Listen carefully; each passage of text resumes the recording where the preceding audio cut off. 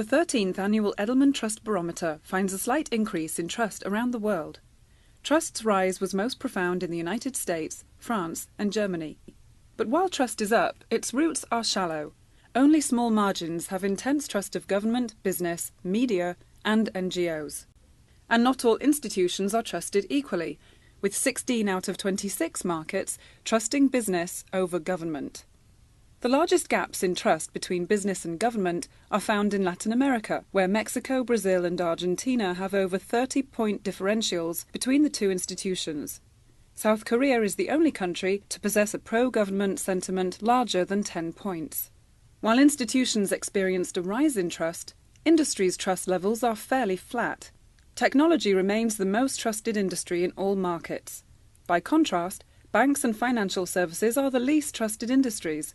Over half of those surveyed are familiar with recent scandals in banks and financial services.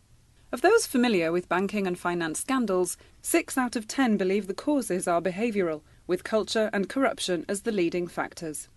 These behaviours are believed to be common across all of business. Trust in leadership is suffering as a result, and with the exception of a few emerging markets, CEOs have less than 50% trust around the world. While leaders perform poorly across the board, perhaps most striking is that only 18% trust business leaders, and only 13% trust government leaders to tell the truth. When comparing trust in institutions to do what's right and leaders to tell the truth, we find a significant gap.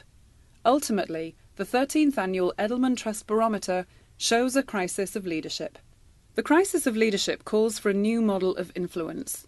In this model, the traditional pyramid of authority combines with the pyramid of community to create the diamond of influence.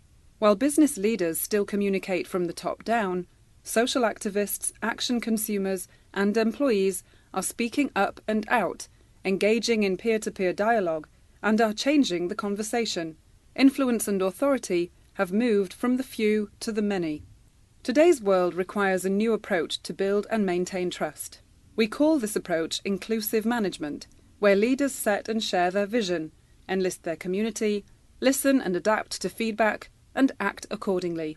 A necessary complement to this approach is grounded leadership, where all channels of communications are embraced and messages are delivered with humility, transparency, and a willingness to explain their mutual benefit.